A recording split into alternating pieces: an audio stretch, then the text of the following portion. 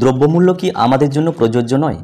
এই প্রশ্ন এখন রাজ্যের 1611টি বিদ্যালয়ে কর্মরত সিএসএস ভিএসি তথা এনএসকিউএফ শিক্ষক শিক্ষিকাদের, যাদের নজর ছিল 2025-এর বাজেটে যদি কোনো সুরাহা মিলে এই বাজেটে, এই আশা রেখে তারা কাটিয়েছেন দীর্ঘ 1 দশকেরও বেশি। কিন্তু এবারের বাজেটেও ফিরিয়েছেন তাদেরকে। যদিও এই প্রকল্প কেন্দ্র এবং রাজ্যের যৌথ প্রকল্প হওয়ার সুবাদে বেতন সংক্রান্ত কোনো প্রভাব রাজ্য বাজেটে সাধারণত পড়বে না এবং এর কোনো সুনির্দিষ্ট ধারণা পাওয়া যাবে না। একটু আধটু যা পাওয়া যাবে তা ওই প্যাবের রিপোর্ট থেকে।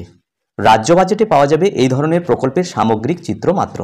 তাই এক বুক বঞ্চনা নিয়ে সরাসরি বেতন প্রদানের একমাত্র দাবিতে এবার এনএসকিউএফ ভোকেশনাল শিক্ষকরা দ্বারস্থ হয়েছেন রাজ্যের মাননীয় মুখ্যমন্ত্রীর নিকটে।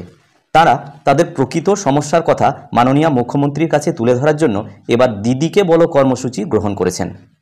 কি কি সমস্যা মূলত দিদিকে জানাবেন তার খসড়া আমি এই ভিডিওর মাধ্যমে শেয়ার করার চেষ্টা করছি। আশা করি ভিডিওটি আপনারা সম্পূর্ণ দেখবেন। ভিডিওটি প্রাসঙ্গিক মনে হলে লাইক করবেন এবং চ্যানেলে সাবস্ক্রাইব করে রাখবেন। কারিগরি দপ্তর এজেন্সির এখানে 29টা এজেন্সির কথা বলা হচ্ছে।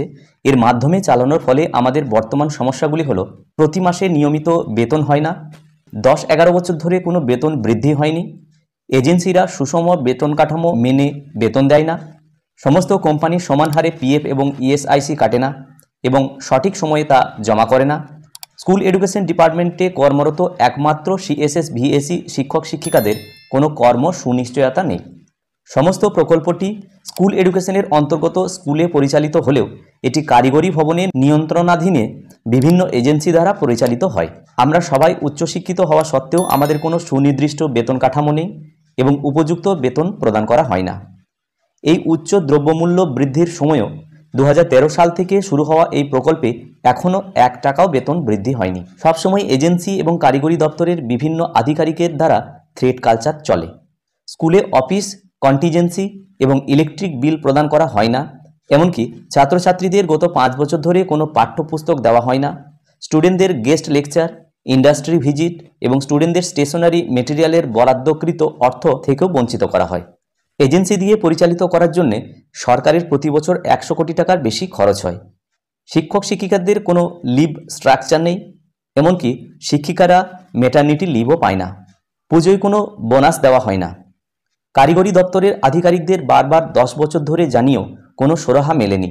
তারা এজেন্সি প্রথাকে উৎসাহিত করে একদিকে সরকারের আর্থিক অপচয় বাড়াচ্ছে, অন্যদিকে শিক্ষক শিক্ষিকা এবং ছাত্রছাত্রীদের বঞ্চনা করে স্কিল শিক্ষা ধ্বংস করছে শুধুমাত্র নিজেদের স্বার্থসিদ্ধির জন্য। মাননীয় মুখ্যমন্ত্রী ইতিমধ্যেই স্কুল এডুকেশনের সব ধরনের শিক্ষক শিক্ষিকাদের স্থায়ীকরণ করলেও আমরা এখনও বঞ্চিত থেকে গেছি। সমাধান এবং আমাদের আবেদন, এজেন্সিকে সরিয়ে সরাসরি স্কুল শিক্ষা দপ্তরের নিয়ন্ত্রণাধীনে পরিচালিত করা, সুনির্দিষ্ট বেতন বৃদ্ধি এবং বেতন কাঠামো সহ স্থায়ীকরণ করা। এর ফলে সরকারের যেমন অনেকটাই অর্থ অপচয় বন্ধ হবে, বর্তমানে 100 কোটি টাকা, ভবিষ্যতে 1000 কোটি টাকা সাশ্রয় হবে, সঙ্গে সঙ্গে শিক্ষার্থীরাও উপকৃত হবে এবং এই স্কিল সাবজেক্ট বাংলাকে পরবর্তীকালে স্কিল এডুকেশনে অনেকটাই এগিয়ে নিয়ে যাবে। কারণ আমরাই পশ্চিমবঙ্গে ছাত্রছাত্রীদের নিজে পায়ে দাঁড় করানো স্কিল শিক্ষা দিয়ে থাকি। উৎকর্ষ বাংলা এবং স্কিল ইন্ডিয়ার আসল কারিগর আমরাই। যাই হোক, এনএসকিউএফ ভোকেশনাল শিক্ষক শিক্ষিকাদের দিদিকে চলো কর্মসূচির মাধ্যমে যে সমস্ত আবেদন এবং সমস্যাগুলি জানিয়েছেন সেগুলি এই ছোট্ট ভিডিওটির মাধ্যমে আমি তুলে ধরার চেষ্টা করলাম। যদি ভিডিওটি ভালো লাগে এবং কাজে লাগে তাহলে অবশ্যই লাইক, শেয়ার এবং কমেন্ট করা যেতে পারে এবং চ্যানেলে সাবস্ক্রাইব না থাকলে নিত্য নতুন আপডেট পাওয়ার জন্য অবশ্যই চ্যানেলটি সাবস্ক্রাইব করে রাখা যেতে পারে। সকলে ভালো থাকুন, সুস্থ থাকুন, ধন্যবাদ।